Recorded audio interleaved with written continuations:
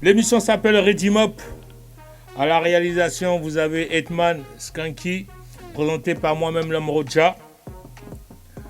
Ce mois-ci, le mois dernier déjà, je vais vous parler du mois dernier, on va big up Mr. Onega qu'on a accueilli pour la première pour le baptême. J'espère que ça s'est bien passé et que vous avez apprécié. En tout cas, vous pouvez toujours aller sur notre page Panam Lion Show pour revoir l'émission. Pas de loose, pas de lézard. Donc ce mois-ci, aujourd'hui, j'accueille Mr. Difanga qui est avec nous dans les studios. Donc pour 1h30, on va voir ses clips, on va discuter de comment il a commencé, où il se situe maintenant dans sa carrière, parler de son dernier projet qui s'appelle Difanga. Si vous ne l'avez pas encore écouté, je vous le conseille avant même qu'on écoute, on discute avec lui et qu'on revienne avec lui sur cet album.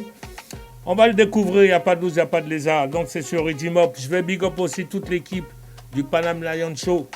C'est-à-dire Mr. Nati, Mr. Kingston qui est dans les studios, Mr. Hetman que je dis encore, DJ CR, big up, Jamal, big up. Sans oublier aussi Sabrina, la seule nana du crew. Pas de l'os, pas de lézard. Je vous remercie pour l'invitation, pour le travail que vous faites pour Reggae Music. C'est vrai que l'exposition, c'est ce qui nous fait un peu défaut. Et c'est grâce à vous qu'on est là, donc un grand merci, quoi. Ok. Avant de commencer, avant toute chose, comme on dit, on va back to the roots, on va retourner aux roots. Difanga, c'est le 19e arrondissement, Paris 19e. Exactement. Raconte-nous un peu les mouvances, comment était le quartier. On a grandi dans le 19e, j'ai grandi à Riquet. C'était ambiance quartier, ambiance cité, quoi, tu vois. Mais beaucoup de choses positives comme la solidarité, c'est là que j'ai appris l'entraide, j'ai appris beaucoup de choses, parce que comme on dit, la misère t'a unifié, quoi. Et vu qu'on était d'un quartier défavorisé, c'est ce qui nous a permis d'être soudés, quoi. Donc c'est une vie de cité comme beaucoup de jeunes de cité connaissent. Ce que c'est pas la banlieue, mais c'est vrai que le 19e, c'est des arrondissements dans Paris où on peut retrouver la vie de quartier. Exactement. C'est ce que tu as ressenti. Ouais, c'est un peu comme ça que j'ai grandi, quoi. C'est dans cette ambiance-là. Un quartier du nord de Paris. Exactement. Où on retrouve beaucoup d'ethnies. On a grandi tous ensemble. Africains, français, portugais, maghrébins. C'était vraiment la mixité, quoi. C'était ça un peu la richesse. C'était de se dire que on vivait tous dans les mêmes conditions, donc il n'y avait plus histoire d'ethnie, histoire de couleur, on subissait les mêmes oppressions de la police, on subissait les mêmes rejets pour les écoles. Donc on était vraiment comme une famille, quoi. C'est ça que je retiens, moi, de la cité, du quartier, c'est l'ambiance familiale, quoi. D'accord. Donc, comment était venue l'idée de chanter du reggae? Pourquoi t'es venu dans le milieu du reggae? J'ai un peu grandi dans le reggae, quoi. Mon père était passionné de reggae music, donc il y avait toujours du reggae à la maison. Et à l'âge de 11 ans, mes parents ils m'ont emmené voir mon premier concert. D'accord. C'était au Zénith, c'était à Alpha Blondie, Jimmy Cliff. Ok. Et donc j'étais là et j'ai vu le concert, et là vraiment ce soir-là j'ai pris une claque. Et j'ai regardé les artistes comme ça, j'ai regardé la vibe et je me suis dit mais c'est vraiment ça que je veux faire, en fait, quoi, tu vois. D'accord. Donc je pense que c'est là mon premier déclic, quoi. C'est là où est née ta passion pour la musique reggae. Parce qu'avant ça, c'est vrai qu'à Paris, c'était plus le hip-hop qu'on écoutait. Est-ce que tu étais aussi baigné par le hip-hop comme nous tous on était un peu? Bien sûr, parce que moi j'ai eu la chance d'assister à l'arrivée du hip-hop, quoi, en France. Donc en tant que noir, pour nous c'était une identité, c'était une façon de s'affirmer, parce qu'on n'avait pas beaucoup d'expositions. Les rappeurs, c'était un peu la seule exposition, les seuls représentants qui pouvaient vraiment nous correspondre à un moment donné, des noirs qui venaient de quartier. Donc on s'est direct identifié à ça. Le hip-hop, oui, bien sûr. J'ai pu, Ok. Donc à l'âge de 11 ans, tu assistes à ce concert, où tu as ce petit déclic là. Et c'est un peu plus tard que tu t'inities vraiment au reggae, que tu t'impliques vraiment au ouais, reggae en tant qu'artiste. c'est beaucoup plus tard. Ouais. À Après, l'âge de 17 j'avais ans? 11 ans, je pensais pas forcément, je chantais pas, quoi, tu vois. D'accord. Donc je vivais ma vie de jeune, quoi, jeune de quartier. Mhm. Et c'est après, quoi, quand j'ai commencé à connaître les sound systems, D'accord. vers l'âge de 16 ans, comme ça, Ok. et c'est là que ça m'a repris, quoi. D'accord. Et j'ai commencé à écrire des premiers lyrics, chanter un peu au quartier avec des potes, faire un premier sound system, D'accord. tu vois. Et c'est un peu comme ça que ça a commencé, quoi. Tu chantes, tu chantes. Et je sais qu'en Afrique, chanteur équivaut à souvent griot. Mais vu ton nom, je sais que c'est un nom de noble. Vous n'êtes pas emmené à chanter. Exactement, ouais, Hein. normalement. Donc, tout est venu vraiment. C'est vrai que c'est le concert, mais beaucoup de gens te diraient que t'es enfant de griot. Est-ce qu'il y a des musiciens dans ta famille? Même si ton père aimait il le n'y a, reggae, pas qui de- aimait... y a pas de, y a pas de jelly dans ma famille. Mhm. Normalement, en tant que Konaté, je ne devrais pas chanter, puisque c'est, comme tu as dit, on est des nobles. Donc les jelly, les griots, ils chantent pour les nobles. Tout à fait. Ils chantent, ils racontent un peu les grandes histoires de nos ancêtres, Exactement. les grands noms de nos familles. Ils chantent nos éloges, quoi. Et, mais le fait d'avoir grandi, je pense, en quartier, d'avoir grandi ici en France, d'avoir toujours été baigné dans la musique, Mhm. j'étais pas trop dans ces dimensions-là, en fait, institutionnelles. J'étais plus sur ce que je vibrais moi, D'accord. tu vois, sans me soucier de est-ce que c'est bien, est-ce que c'est mal. Souvent, c'est ça notre problème, tu vois. Tout à fait. C'est que souvent, on va penser, mais avec des choses qui nous ont été dictées. D'accord. Donc on va se dire je peux pas faire ça parce que je suis ça. Enfin on se donne des limites, quoi. Et moi mon esprit m'a toujours conforté dans l'idée qu'il n'y a pas de limite, quoi. Il n'y a pas de Exactement. limite parce que si on se donne des limites, c'est qu'il n'y aura plus de progrès. C'est qu'on ne pourra plus pousser ses limites. Pousser les limites, c'est progresser. Donc si on se conforte dans ses limites, eh ben, on ne progressera plus, quoi. Exactement. Donc tu ne te mettais pas de cadre, tu te mettais pas dans une case, même malgré que quand même tu respectais les coutumes. Énormément, énormément. J'ai beaucoup de respect pour les traditions. Tu sais, un arbre, il ne peut pas renier ses racines. Mhm. Sans ces traditions, on ne serait pas là. On n'est rien. Donc j'ai beaucoup de respect. C'est pour ça que je vais souvent aborder des thèmes aussi dans mes chansons. D'accord. Comme un clin d'œil, tu vois, j'avais chanté par exemple Jelly. Jelly, ouais. Jelly, c'était ma façon à moi d'inverser les rôles. Et puis là, c'est le noble qui chanterait les Pour- louanges du Jelly, quoi. Pour le Jelly, quoi, tu vois. Pour les griots. Voilà, exactement. Mhm. Donc c'est la façon de dire qu'il n'y a pas de limite. En Afrique, ce qui est bien, c'est qu'on a c'est culturel, on a cette facilité de rire de tout. Exactement, exactement. Tu vois, on n'est jamais trop...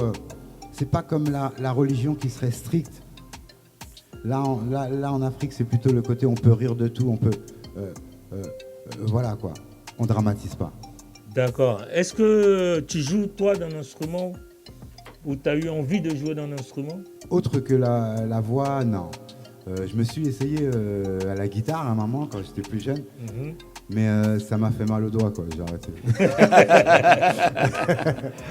Qu'est-ce Tu que voulais faire le beau gosse avec les Je te filles. jure, je te jure. Ouais, mais j'avais mal aux doigts, j'ai arrêté. Le mec à la guitare. Ouais, ouais. Qu'est-ce que tu aimes dans la musique en général? Qu'est-ce que tu aimes? En général, ce que j'aime dans la musique, c'est qu'elle me fait vibrer. C'est Mhm. qu'elle me procure des émotions. Elle peut me faire passer du rire aux larmes. Elle peut me donner du courage quand j'en ai D'accord. pas. C'est émotionnel, en fait, avant tout. Est-ce que la quand musique. tu te lèves le matin, tu te dis, bon, je vais mettre tralala, je vais mettre telle musique, je vais écouter de la musique? Non. Non, non, je me lève le matin. Je rends grâce d'être vivant, déjà. Et puis, Mhm. eh ben, je suis ma journée naturellement. Je m'impose pas j'ai De pas de rituel. dogme. T'as J'ai pas pas, de ouais, rituel. j'ai pas de dogme. Si ce n'est remercier la création, remercier mes ancêtres. Quand je me lève, c'est normal, tu vois. Mais sinon, j'ai pas de dogme. Mis à part ce concert de Jimmy Cliff et Alpha Blondy, quels sont les chanteurs qui t'ont inspiré hein, à chanter, à venir à chanter, à venir à être chanteur, si tu veux. Oh, il y a énormément de chanteurs. Hein. Ça peut aller de Bob Marley à Dennis Brown, à Gregory Isaac, John Hall, des chanteurs de soul, des chanteurs comme Sam Cooke. Parce que j'aime énormément la soul. Ouais. J'aime énormément le rhythm and blues, R&B, comme on dit. Tu sais, moi, je pars du principe où on est des éponges et puis on absorbe un peu tout, quoi, tu vois. D'accord. Donc, ouais. Mais dans le reggae, c'est vraiment, ouais. Je dirais Dennis Brown, Gregory Isaac, ouais. C'est des gens qui t'ont passionné, qui t'ont énormément donné influencé. envie de t'exprimer. Ouais, énormément. Pourquoi tu chantes, tu chantes en français, c'est ça? Je chante en français. Est-ce que il t'est venu déjà l'idée de chanter en anglais ou dans une autre... En fait, j'ai grandi en France, j'habite en France, et souvent quand je joue, c'est en France. D'accord. Donc pour moi, c'était pertinent que les le gens fait de chanter en français, le public te comprenne. C'est la priorité, parce qu'on chante pour le côté musical, mais on chante aussi pour apporter un message, tu vois, le texte a quand même une place dans le reggae music, enfin, à mon avis, quoi. Donc, c'était pertinent de chanter en français pour que les gens comprennent. C'est la priorité. Je sais que tu fais souvent le pont entre la France et l'Afrique. Tu es allé souvent, tu y vas souvent. Tu parles bambara. Est-ce que quand tu vas en Afrique, tu as envie aussi qu'on te comprenne en bambara, par exemple, chanter en bambara, un peu comme l'a fait Alpha Blondy? Il t'est déjà venu l'idée? Oui, ça m'est déjà venu l'idée de faire des chansons en bambara. D'ailleurs, c'est prévu, quoi. Mais en fait, c'est plus le côté facile, entre guillemets. Le français va... Si je suis en Côte d'Ivoire, par exemple, et que je chante français, je vais tout de suite fédérer le Bété, le Baoulé, le Djoula, le Hani. D'accord. Tout le monde parle français. Exactement. Donc c'est un peu la facilité. Si je parle Djoula, je parle Bambara, je parle Kalamethni. Et du coup, c'est bien. Mais je renferme peut-être un peu... Les autres, parce que la Côte d'Ivoire, c'est une multitude d'ethnies, quoi. Exactement. On ne va pas dire que c'est universel, mais il y a plusieurs ethnies. Exactement, ouais. Donc c'est pour ça que j'ai jamais eu, franchement, le fait de me dire c'est une priorité, il faut que je le fasse, tu vois. Moi, il y a toujours quelque chose qui m'a un peu... mais on parle, je t'appelle Difanga, mais Difanga, c'est... Explique-moi le... Ah, ça, c'est vrai, ça, en plus, ça. Difanga, j'avais pris le dé de droiture. Et Fanga en Bamananka, dans ma langue, c'est la force. Ça partait du principe qu'il n'y a aucune force sans droiture. Si tu veux vraiment acquérir une force, je ne parle pas forcément de force physique, c'est une force de caractère, une force, tu vois, d'être déterminé. Ça passe par une droiture, ça passe par une rigueur. Voilà, quoi. C'est ce qui te rend toujours positif, toujours souriant? Ouais, c'est ce qui m'anime, en fait, tu vois. J'essaye vraiment d'être le plus vrai possible, tu vois. Et autant dans le choix de mon nom, c'est ce qui me... je pense me représentait à une époque et me représente toujours maintenant. Mais on s'est regardé tranquillement 2 clips. Je t'ai vu bouger dessus toujours. Hein? Crois en toi, extrait de ton dernier projet, l'album Difanga. Exactement. Et puis Monde Nouveau, hein, de Tapalapa Production. Tout à fait. Tu peux nous en parler un peu de cette prod? Cette production Tapalapa? Cette production, oui. Tapalapa, c'est une production, je bosse avec Junior Ruben. Quand Big Up, au passage, qui est dans les studios. Big Up Junior Ruben, quand même. Toujours là, l'homme de l'ombre. Frérot. Et ouais, ça fait des années qu'on travaille ensemble, qu'on est ensemble, qu'on médite ensemble, qu'on science ensemble. Enfin, tu vois, ça dépasse la musique, quoi. Et donc, c'est naturel. Naturellement, à un moment, on s'est dit, ouais, faut qu'on monte un label, quoi. Et j'étais au Sénégal et j'ai un frère là-bas et il m'expliquait un peu, tu vois, on était parti chercher du pain et il me disait, tu vois, ce pain c'est Tapalapa. Et je lui dis, mais c'est quoi Tapalapa? Il me dit, c'est le fait de que la montée du pain, tu vois, quand le pain se lève, quoi, tu vois, c'est ça Tapalapa, tu vois. Pendant la cuisson. Exactement. Une sorte de levure un peu, non? Ouais, c'est ça. Comme La cuisson. Même pas. C'est l'opération. tu vois, L'opération, c'est la magie. C'est-à-dire quand tu vois un moment comme un gâteau qui gonfle. Qui à un moment gonfle, donné, tu vois. ouais. Et j'avais trouvé ça bien dans le délire. C'était vraiment le côté. On aspire tous à grandir, à aller plus loin, à gonfler, tu vois, chacun à sa façon. Et j'ai dit tape à la pas, exact. Réel, ouais. Tu vois. Et donc j'ai dit ouais, tape à la pas. J'ai dit mais c'est bad ça. Et du coup on était parti sur ce nom-là, quoi. Et ça fait combien de temps encore tu viens de s'y... Ah, ça fait peut-être une dizaine d'années. Une dizaine d'années. Ouais. Vous êtes... En 2017. J'ai pas les dates, mais ouais, à peu près. Ça, c'est extrait de La Franchie, en fait. Ah, tu parles de Croix en toi? Ouais, crois en toi. Ah non, Croix en toi, c'est, je sais pas moi, ça fait peut-être 4 ans. Hein. Bon, on va pas 3 trop ans. t'embêter dessus. 3 ans, 4 ans peut-être. Ta Ouais. discographie, en fait, tu as 4 projets réellement réalisés. Je parle pas de mixtape, je parle pas Tu parles d'album. d'album. Tu parles d'album, ouais. Avec des titres vraiment à connotation identitaire un peu. Le Oui. Voyageur, en 2005, Exactement. qui a été produit par qui? Le Voyageur, c'était Juice Record en édition chez BMG. Chez BMG. Ça a Ouais. été ton plus gros projet, on va dire, ou ce qu'on entend BMG, c'est maison de disques, hein, quand même. Ouais, c'est grosse maison de disques, c'est gros moyens, c'est tout de suite un autre standing, quoi. Mais je dirais pas que c'est le plus gros projet, dans le sens où chaque projet, il est important. Chaque projet, c'est une partie de moi, quoi, au-delà du côté business. Ensuite, on a Identité, en 2010, produit par Wake Up Prod et puis Vibe Studio. Tu peux nous en parler, dis de ton mot? Ouais, Identité, c'est en fait c'est le frère Fab Wise.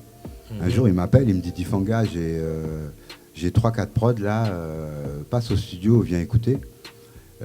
Donc je vais au studio, je vais écouter. Et c'est les prods qu'il avait réalisés avec Fire Axe Band. C'est Sparrow Martin, c'est un grand professeur de l'Alpha Ball School, tu vois. D'accord. Une grande école de jazz en Jamaïque. Et donc, je passe, j'écoute les rythms super lourds et tout, live, tout est joué, tout est... J'ai dit, ah ouais, bad. J'ai dit, laisse-moi les rythms, j'écris dessus et je reviens te voir la semaine prochaine. Je reviens le voir la semaine prochaine, je pose les 4 tunes, il fait écouter à Sparrow Martin, et Sparrow Martin, il dit, mais c'est bad, pourquoi on partirait pas sur un album? D'accord. Et là, on est parti sur l'album, quoi. Là, c'est ton expérience en Jamaïque, parce que tu as fait un voyage en Jamaïque. Voilà, c'est ce que je voulais savoir, en fait. Ça, c'est après, ça. C'est après, Identité, c'est après. Mon expérience en Jamaïque, c'est pour l'album Le Voyageur, le voyageur. l'album d'avant. Tu vois, D'accord. voilà. Mais dans l'album Identité, justement, j'ai vu, t'as un morceau avec Luciano qui s'appelle Giano. L'album Identité, ouais, tout a été réalisé en Jamaïque. Bon, moi, j'y suis pas allé. J'ai juste Ah, donc fait t'as pas voilà, pu être avec exactement. lui dans les... J'ai fait mes voix ici en Ah, France. oui, il y avait déjà... Bah oui, 2012. D'accord. Tu vois, Ok, d'accord.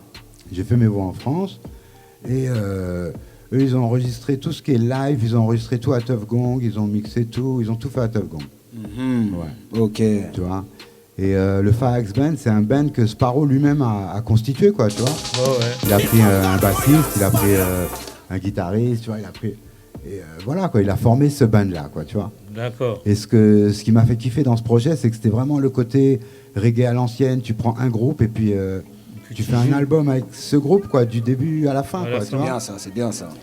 Et ouais, c'est la richesse aussi du live, tu vois. Tu as des grosses sections cuivre. C'est vraiment du bon reggae, quoi, comme à l'ancienne, quoi. Et ensuite, il y a eu L'Affranchi. Ensuite, il y a eu L'Affranchi, exactement. Donc ça, c'est votre production à Ouais, vous. c'est ça. Big Ouais. tune. Comment ça a été Appelle-moi. travaillé? Comment ça a été conçu, cet album? Bah, il a été C'est conçu... ça par vos moyens. Exactement, c'est toujours par nos moyens au début. On l'a conçu naturellement. C'est-à-dire les morceaux, tu sais, moi je pars pas dans le concept. Souvent je me dis rarement, à part pour Identité, parce que c'était un projet de groupe, mais je me dis rarement, bon là je vais faire un album, faut que j'écrive des morceaux. Tu vois? Non. C'est plus j'ai des vibes, je fais des morceaux, D'accord. et après je m'arrête, j'écoute les morceaux, je dis bon, qu'est-ce qu'on peut en faire, quoi, tu vois?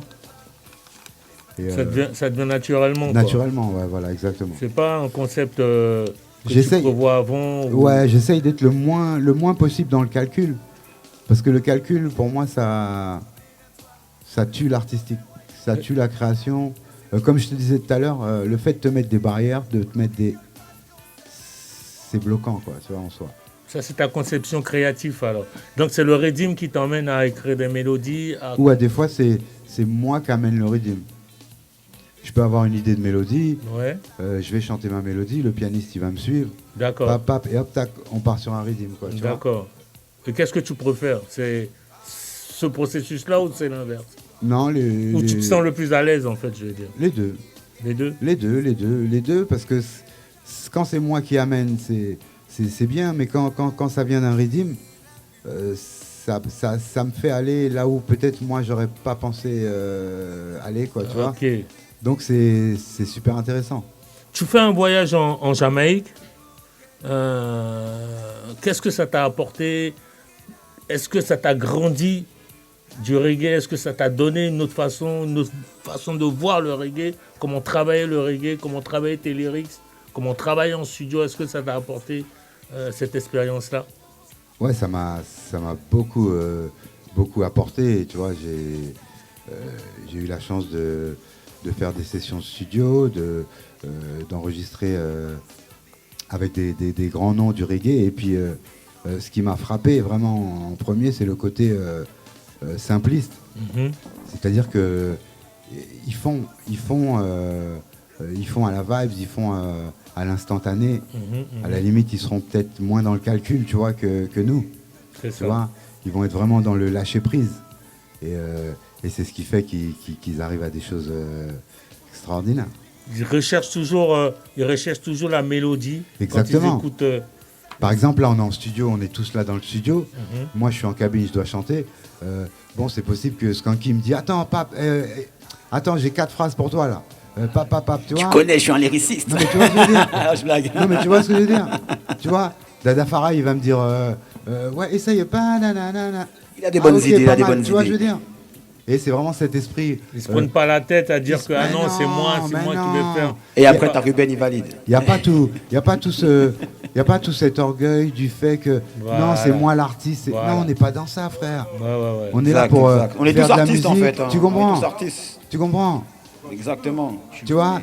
Et c'est ce côté-là vraiment qui, moi, m'a frappé parce que tu as vu, nous ici, ça reste quand même assez individualiste. Quoi, tu vois. Individualiste, tout à fait. C'est pour ça que je te pose cette question. Donc quand j'ai vu ça, j'ai dit ah ouais, en fait c'est les gars, ils sont décomplexés, quoi, tu vois. Que tu sois Biniman, que tu sois Bounty, que tu sois Capleton, que tu sois. Et t'as pris des phrases des gars dans le studio qui étaient là, ils te les ont données, tu comprends? C'est une réalité. Tu C'est vois. l'album, Parce que mais c'est pour le bien de tous, tu vois ce que je veux dire? c'est la musique, c'est en fait comme si tu faisais une cuisine en fait. Ils Mais- le prennent comme Mais bien si tu faisais sûr. une cuisine, chacun met son ingrédient. en fait. Exactement. S'il peut rajouter son ingrédient, l'artiste le prend. Bien sûr. Et voilà. Tu vois, si c'est bon, on le prend. D'accord. Si c'est pas bon, c'est pas grave. Mais au moins, tu vois, c'est ouvert. Donc vient ensuite l'album d'Ifanga, Yes. sorti donc en juin Exactement. 2003. 2023. En 2023, tu as vu, je le donne déjà de l'âge. Ouais, je te jure. Pourquoi tu l'as appelé Difanga? J'ai appelé Difanga, c'est un peu ma façon en fait de rappeler à chaque fois que je fais un morceau, et je pense beaucoup d'artistes, mais c'est toujours rappeler que chaque morceau c'est une partie de soi, quoi. Parce que je te coupe pas, mais le voyageur, l'identité, l'affranchi, c'est des titres qui sont dans chaque album ou chaque de ces LP là, ou bien c'est vraiment des titres que qui sont pas, parce que souvent l'artiste quand il fait un album, il choisit, on va dire le single, et il donne le single en titre d'album. Ouais, ça peut arriver. Ouais, en général, c'est plus ça. Ça m'est pas arrivé de me dire je vais faire un album qui va s'appeler tel nom, mais j'ai pas encore fait de chanson, j'ai pas. Non. Difanga, c'était vraiment pour Non, que c'est à la fin en fait quand j'ai écouté l'album. Tu t'es dit c'est toi en fait. Quoi, Ouais, parce qu'il y a différentes Parce qu'il y a, facettes. il y a tu vois. différents styles de musique, vraiment. Exactement. Là, j'ai joué beaucoup le reggae, mais après, normalement, j'étais censé jouer au plus vite l'album, mais il faut respecter quand même, tu vois. Donc, il faut bien écouter ton message. Donc, je pouvais pas mixer comme un fou. Et à un moment, j'allais passer avec des beats un peu plus récents. Enfin, pas récents, mais la tendance de maintenant, un petit peu, tu vois. Et que tu as bien pratiqué ça. Ouais, c'est ça. Essayer C'était d'amener bien. d'autres couleurs, essayer d'amener autre chose. Et Et c'est ta couleur, en fait. et c'est quoi. ma couleur, c'est ça. moi, tu vois, Donc c'est Difanga. sans se travestir, quoi, tu vois. Exact. Donc, c'est Difanga, ouais. Donc la pochette, on retrouve ton visage. Exactement, mon visage est un peu découpé. Travaillé, c'est- découpé. En fait, c'est plusieurs photos, tu vois, 4 photos qui ont été rassemblées, tu vois, pour former le visage. Encore une fois, tu vois, pour rappeler que chaque morceau, chaque album, chaque EP, mais c'est toujours une partie de toi, quoi, tu vois. Qu'est-ce que cet album représente pour toi parmi tous ceux que tu as conçus, en fait? Parmi les 4 que j'ai cités, est-ce que c'est celui-là que tu préfères le plus ou Je pourrais pas dire ça, je pourrais pas. C'est difficile pour moi d'avoir des préférences. Mais cet album, pour moi, il représente beaucoup. Il représente le présent, tu comprends? Il représente le présent, il représente maintenant. C'est-à-dire, tu peux être un artiste, avoir fait des choses. Mais est-ce que tu continues à en faire? Tu vois, c'est toujours ça le truc, quoi, tu vois? Donc, le fait de faire cet album, c'est dire que Difanga, il est là, quoi, à cet instant, il est toujours là, quoi, tu vois? Donc, effectivement, tu vois, il peut représenter tout quelque part, parce que le passé, il n'existe plus. Exactement. Le futur, par définition, il n'existe pas. Il n'existe pas encore. Donc, la seule chose qui est concrète, c'est le présent. Tu comprends? Donc, je pourrais te dire, ouais, effectivement, Difanga, l'album Difanga, il représente tout. Exactement. C'est là. C'est pour ça donc on voit ton visage décomposé Exactement. sur la pochette. On va big up l'homme Soft qui a fait la pochette d'ailleurs. Yes, big up, so. Avec qui tu as travaillé parce que j'ai vu que c'était pas votre prod à vous. Non, on a travaillé avec Dick Studio. D'accord. Gros big up Dick Studio. On a enregistré là-bas. On a amené les musiciens, on a tout fait là-bas. J'ai fait mes featuring là-bas également. Voilà, c'est vraiment. Parle-nous justement des featuring, beaucoup de featuring. Ouais, beaucoup de featuring, mais c'est des featuring que j'appelle pertinents. C'est des artistes qui me tiennent à cœur ou des artistes dont j'apprécie le travail. Tu vois. Par exemple, je pense à Takana, c'est vraiment un artiste qui me tient à cœur. Gros big up, tu vois. Africa Unite, le titre. Exactement. Un big morceau, Qui représente l'Afrique, quoi, tu vois. Et je tenais à faire ce morceau parce que bon, on s'est toujours check dans des bonnes vibes, bon esprit, tu vois. Donc je pensais que c'était le moment de concrétiser ça, quoi. Concrétiser ça. Et il a accepté de... Il a accepté parce que quand il est venu de Guinée, il m'a appelé. Je suis passé le voir chez lui, on a pris un peu la vibe, on était avec Ruben. Tu vois, c'est vraiment un côté fraternel, quoi, tu vois. Il faut savoir, tu arrives d'Afrique. Quand tu arrives d'Afrique, le réflexe, tu vas appeler tes frères du pays un peu, tu vois. Ils vont te donner un peu la température, tu vois. Et donc, ouais, voilà, il avait besoin de studio. Bam, bam, je l'ai mis sur Dick Studio. Hop, hop, commencé à enregistrer, tu vois. D'accord. Et ça s'est fait naturellement. Naturellement. Ouais, tu vois, encore une fois, même le featuring, c'est pas un truc que je vais forcer, me dire faut que je fasse un feat avec un tel. Non. C'est le cours de la vie qui fait que. Qui fait que. Donc il y a eu Pierre-Paul Jacques. Pierre-Paul Jacques, c'est. Pierre-Paul Jacques, c'est quand même. Ouais, c'est anecdotique. Pierre-Paul Jacques, c'est le frère qui m'a fait faire mon premier Olympia. D'accord. Ok, d'accord. C'est pour ça que je big up, tu vois, Pierre-Paul Jacques, tu connais. Premier Olympia, Pierre-Paul Jacques. C'était quand ça?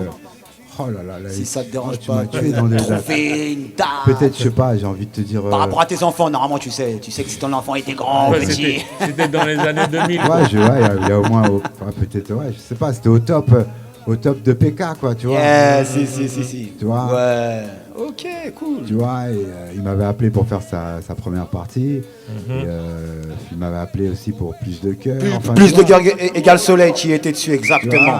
T'étais sur Plus de cœur égale soleil. Moi, j'ai tellement saigné cette compile-là. Et donc, tu vois, c'est un grand frère. Bon, c'est toujours check. Tu vois, on vient du même sound system. Tu vois, moi, je viens de Blues Party sound system, tu vois. D'accord. Et Pierre-Paul Jacques aussi, c'est Blues Party, tu vois. Ok.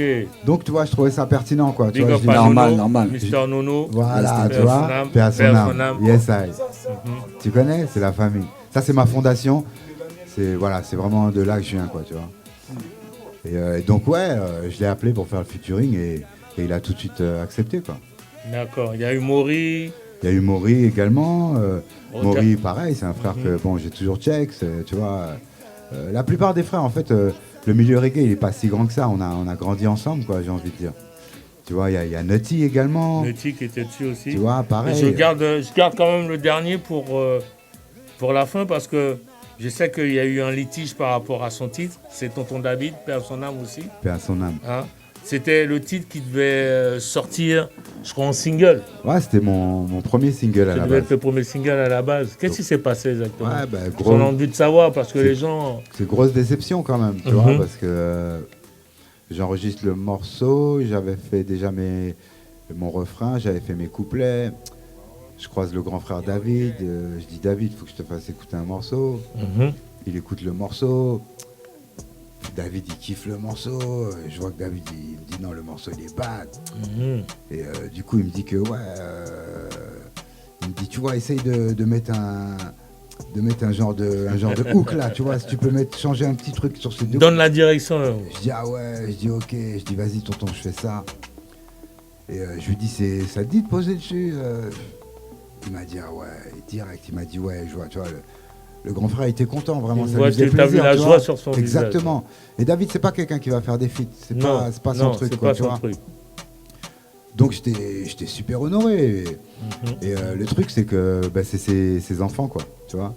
Ses enfants, c'est les ayants droit. Et ils se sont opposés à la sortie parce que ils pensaient qu'ils allaient manger tout l'argent du titre. Mais c'est pas comme ça, tu vois. Tu vois, je veux dire. D'accord. Oui, il y a des gens qui ont travaillé sur ce morceau, tu vois, je veux dire. Et donc, ça a Ils n'ont pas pensé que ça pouvait être... C'était pour l'honneur de leur père de... Moi, je pensais qu'ils verraient ça sous cette optique, mais tu sais, tu as des gens...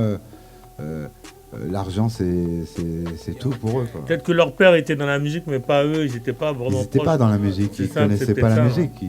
Ils connaissent pas la musique, tu vois bien un peu l'approche qu'ils ont, quoi. C'est dommage parce que quelque part, du coup, tu vas contre la volonté de ton papa, quoi. Tout à fait. Ouais, c'est dommage. Ouais, c'est ça, ouais, exactement. Donc pour toi, c'est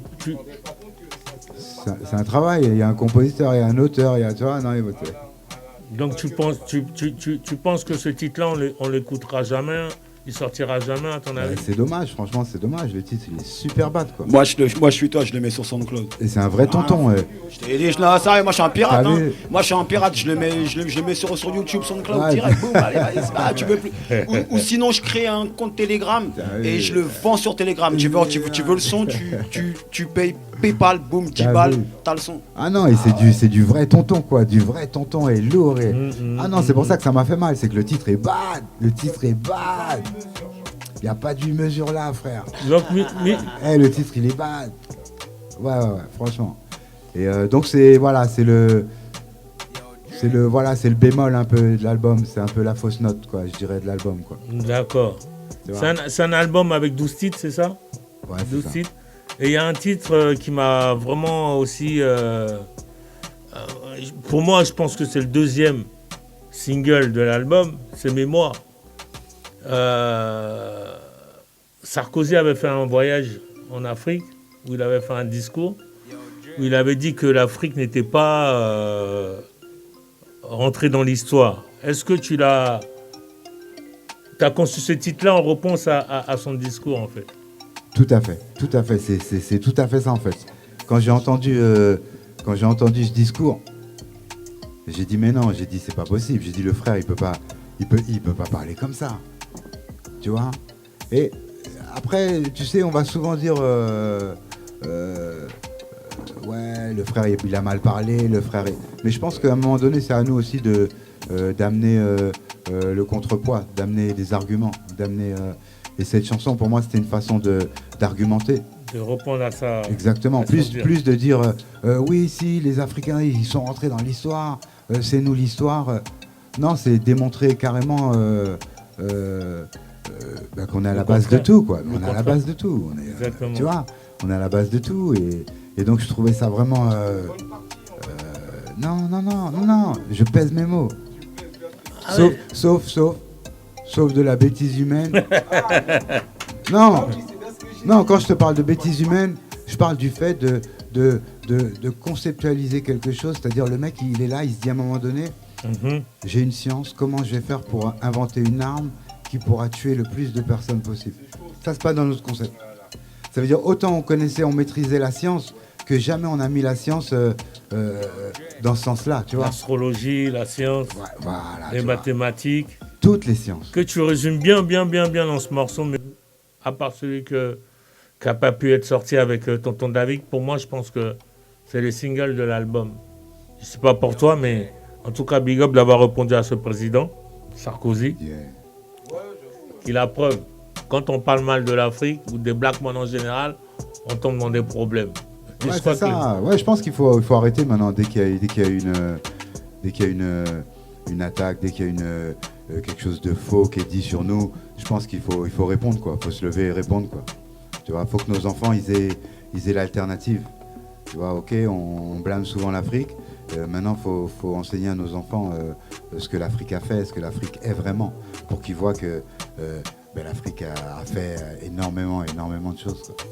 Je t'ai demandé si l'album, ce qu'il représentait pour toi par rapport aux autres, tu m'as dit, bon, tu peux pas vraiment le définir.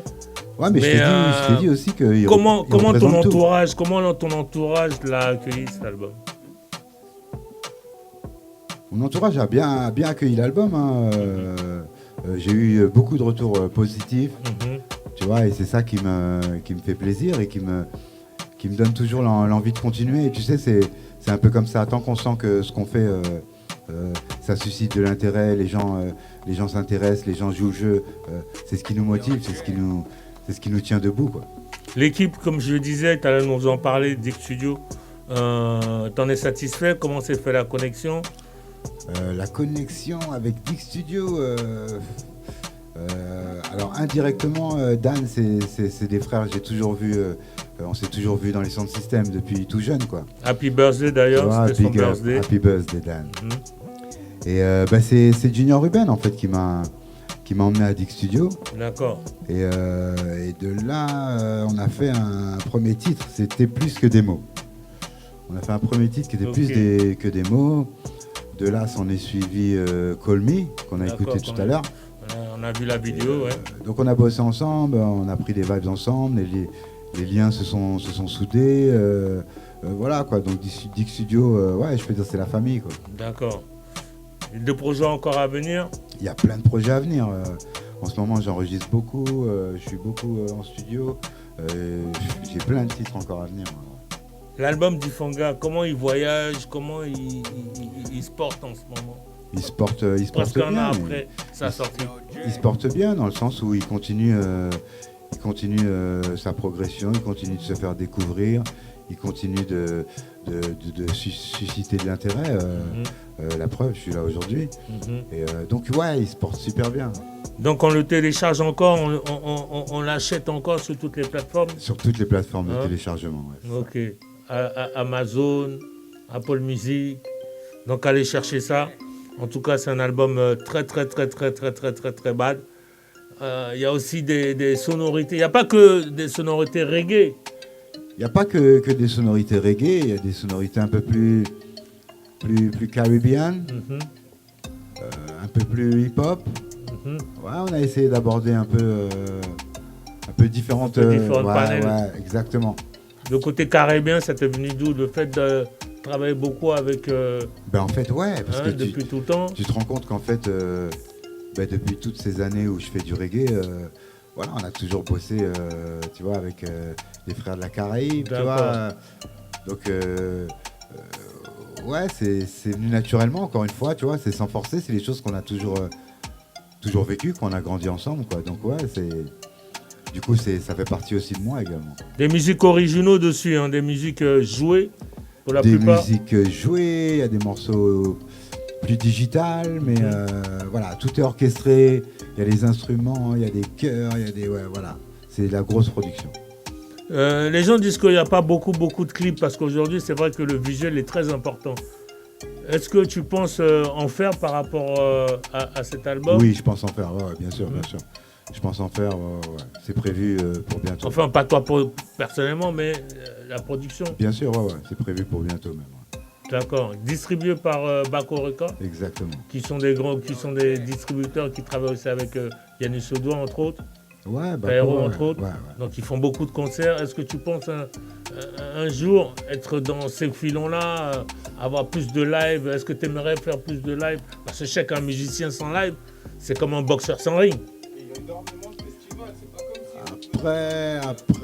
Après, tu sais, on est en France, tu vois, je me suis rendu compte un peu de ça, en fait, tu vois, c'est que les gens qui tiennent les festivals, c'est des gens qui ont leur petit réseau et qui fonctionnent entre eux. C'est des gens qui sont pas forcément passionnés de reggae musique. Justement, tu as dit une vérité, parce que c'est vrai que je te coupe pas, mais en parlant de ça, c'est pas une polémique. En polémique, veut l'apprendre qui veut l'apprendre. Parce que chaque fois que je regarde ton réseau, tu as toujours une petite phrase qui interpelle. Et justement, tu en parles de ça. J'en parle parce que, ouais, faut en parler. Ça veut dire que les gars, ils sont arrivés Comment en 2024, on peut pas avoir de vétérans, de gens qui sont dans le reggae depuis 20 ans, 30 ans sur ces scènes de festival? Ouais, je trouve ça dommage, je comprends pas. C'est pour ça qu'à un moment donné, j'interpelle, je pose la question, quoi. Les mecs qui sont arrivés, ils font des festivals de reggae. Ils respectent pas le reggae, ils respectent pas les artistes reggae, ils respectent pas les anciens qui ont fait ce que cette musique elle est, tu vois, aujourd'hui, quoi, tu vois. Donc je me dis, il y a un certain mépris, et tu vois, et c'est là où ça devient malsain. Si c'était vraiment un choix, bon, t'es pas obligé d'avoir des affinités avec tous les artistes, tu vois. Tu peux dire, je mets pas tel artiste, je suis d'accord avec toi. Je kiffe pas, tu vois, il y a pas de problème. Tu kiffes pas, mais tu possible, peux faire du bif, donc tu l'invites, c'est tout simplement. C'est tout. possible, tu vois, mais Voilà. après, ouais, voilà, c'est un peu ça, moi, que je leur reproche, c'est que, voilà, c'est un petit secteur entre eux, un secteur qui est très clair, quoi, tu vois, qui est très pâle. Moi, je dirais que c'est un bon débat à faire sur une table avec une émission, un truc comme ça. Si tu avais quelque chose à dire à tous ces promoteurs-là, à tous ces promoteurs de festivals, de concerts, qu'est-ce que tu leur dirais? Ben, je leur dis que eux, ils sont l'arbre, nous, on est les racines, et puis sans les racines, et ben, tous les fruits qu'ils vont proposer, ce sera des fruits pourris, quoi. Un jour ou l'autre, ça pourrira et ça tombera. Ah non, ça non, c'est déjà pourri déjà. Ah non, c'est déjà pourri parce que tu peux pas représenter le reggae francophone et t'as pas d'artistes caribéens, t'as pas d'artistes africains. C'est ces communautés-là qu'on fait le reggae ici en France. Il n'y avait pas reggae ici en France. Tout à fait. C'est-à-dire si c'est pas ces grands frères-là qu'on fait le reggae, mais ils pourraient pas faire leur festival là. Exactement. Ils prennent des Jamaïcains parce qu'ils n'ont pas le choix. Tu vois, je veux dire. Tout à fait. Ils n'ont pas le choix parce qu'ils savent que c'est ça qui va remplir leur bail, tu vois. Tu vois. Mais ils vont, tu vois, l'idée c'est pas de faire grandir le reggae, non. C'est de faire de l'argent sur le reggae. Est-ce que tu penses qu'on devrait faire une loi ou comme ils l'ont fait dans le rap ou dans la musique, où à un moment on disait aux radios, ben, il fallait jouer un certain pourcentage de musique francophone, sinon ben... Non, je pense pas qu'on puisse faire ça, genre comme tu veux dire comme un quota. Mais si on doit promouvoir les artistes. Non, je pense que c'est à nous d'organiser nos propres événements, nos propres festivals. Tu vois, nos propres médias, comme vous faites vous.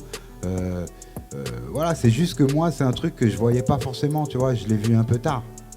Tu vois, je pensais vraiment, t'as vu, qu'il y avait une part d'honnêteté derrière ce business quand même, tu vois, innocemment, tu vois.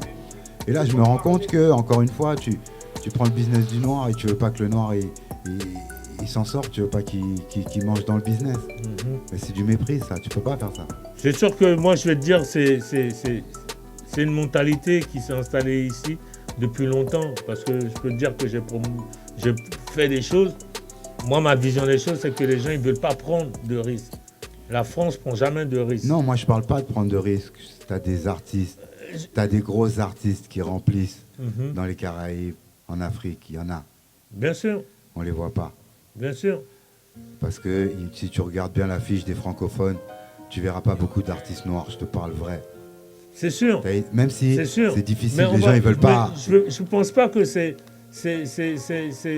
aille jusqu'au racisme ou comment on va dire ou quoi. Mais je pense moi que c'est des gens qui veulent pas prendre de risques. C'est pour ça qu'ils préfèrent faire venir un Jamaïcain, faire passer... non, c'est pas ça. J'ai faire vu des passer, artistes. Non, j'ai vu des artistes sur les festivals. Personne ne connaît, frère. On ne te connaît pas dans le reggae, frère. Et parce que ces gens-là, ils pensent que ça peut ramener de la racaille. C'est pas que ça peut ramener de la racaille. Ils parle. veulent faire... C'est dommage, reggae musique, c'est universel, tu vois. Bien sûr. Mais ils veulent sectariser reggae musique. Reggae musique, c'est pour tout le monde. Maintenant, eux, ce qu'ils veulent, c'est faire un reggae bobo, un reggae un peu bourgeois, un reggae un peu... On n'est pas dans ça, frère. Tout à fait, c'est sûr. Non, on n'est pas dans ça. Il y a des gens, ils sont morts pour cette musique. C'est sûr. Il y a des gens, ils ont donné leur vie pour cette musique. Il y a des gens, ils se sont mis en galère, tu vois. Ils ont souffert pour cette musique. Tout à fait. Toi, t'as connu Koro à l'ancienne, comment c'était, tu vois. C'était pas la fête. Maintenant, eux, ils arrivent. T'as rien connu, t'as rien vécu. Tu viens, tu dis, tu fais reggae musique. Ben non, c'est pas comme ça. Mais tu mets pas les gens qu'il faut. C'est pas comme ça. Tu programmes pas les gens qu'il faut. Moi, je suis d'accord avec toi, vraiment d'accord avec toi, plus vu que mon parcours aussi, tu vois, notre parcours même, ça fait un bail qu'on fait du son. Moi, ça fait un bail que je te connais dans les studios. Je t'ai connu en studio Raga Dub Force. Pour moi, t'étais. Pour moi, en plus, à l'époque, il était toujours avec son bobo et tout. Et tu sais, je voyais, tu sais, mais en fait, c'est un grave un blagueur et tout. Moi, je kiffais, j'ai une bête de ce genre, je m'appellerais tous les jours. Toujours avec Sensi Fireman. Tu vois, mais là, tu vois ce qu'on parle là. Pour moi, c'est une autre émission là que tu as vu, je viens d'inventer. On va se mettre sur une table et on va parler des trucs comme ça justement. Avec plaisir, avec plaisir. Parce que c'est pas là, c'est trop. Non, en plus, je vois dans le chat, tu sais, les gens ils like ce que non, tu parce que dis, moi, tu vois. Ils moi, like. tu m'emmènes, je pars. Ils like. Mais on est là pour ça, on est là pour parler, normal. Mais on va, comme le temps passe et qu'il nous reste que 8 minutes, et après on va enchaîner sur l'autre émission qui s'appelle Street Jam Show qui va commencer à 20h. Dans l'axe. Ça veut dire on va refaire une émission pour ça. On va refaire une émission pour ça. Bon, elle va s'appeler Table Ronde. Table Ronde, il y aura les micros, il y aura les machins. Je pense que tu seras le premier invité, je pense. Je reviendrai. So, big up Difong. Yes, la famille. Ça nous a fait plaisir d'être resté. Ça me fait super plaisir d'être là, franchement. Plus d'une heure avec nous. Hein, les gens ont appris encore à découvrir, j'espère, sur d'autres facettes. Hein. Je vais te laisser quelques mots pour big up, pas le dernier mot, mais parce qu'on va s'écouter, on va se regarder encore des clips à toi, t'écouter encore de la musique à toi. Si tu avais quelque chose à dire à la jeune génération, aux gens qui écoutent le reggae, à tes fans justement, qu'est-ce que tu leur dirais? Leur dire que tout est en eux. La première chose qu'il faut faire, je pense, à mon sens, c'est apprendre à se connaître soi-même. Et le fait de se connaître soi-même, ça te permettra de connaître tout ce qui t'entoure. Donc c'est vraiment la connaissance de soi. Voilà. Pas trop puiser, pas trop attendre l'aide de quelqu'un, l'aide d'un sauveur, mais vraiment puiser en soi, tu vois. Et je pense que tout le monde aura ses réponses. D'accord. En tout cas, respect, Bobo, Ruben, respect. En tout cas, on sait quel podcast qu'on va mettre. Il y aura ton podcast, mais le podcast que tu es à la fin là, je crois qu'on va le découper, on met ça bien comme il faut. Big up aussi, respect à l'homme qu'on appelle Farai, en direct Dada, respect, Dada. du BHR, respect. studio, Fondation, tu vois. Et puis on n'oublie pas que ce soir, nous sommes le 20 avril, donc à l'Élysée-Montmartre. Si vous nous suivez, si vous êtes dans la région parisienne, allez à l'Élysée-Montmartre. Il y a le grand Daddy Yod, King Daddy Yod, qui passe là-bas. Allez le voir. Pas de l'os, pas de lézard. Et la prochaine émission, on sera avec Mr. Lyricson, qui nous avait donné un message, qui nous avait envoyé un message à tous sur Facebook, les réseaux sociaux, comme quoi il a arrêté sa carrière musicale, en tout cas. Tu connais. On va en discuter, donc c'est le 4 mai. Le 4 mai. Le 4 mai, c'est bien ça, le 4 mai, donc la prochaine émission Reggie Mob. On va accueillir donc Lyricson. Big up encore, Mr. Difong. Et puis bon vent, comme on dit. Merci bien. Merci à vous tous, respect. Skanky, yes, I big up, mon frère. Yes, I. Dada Farai, respect. Respect à tout le monde. Reggie Mob.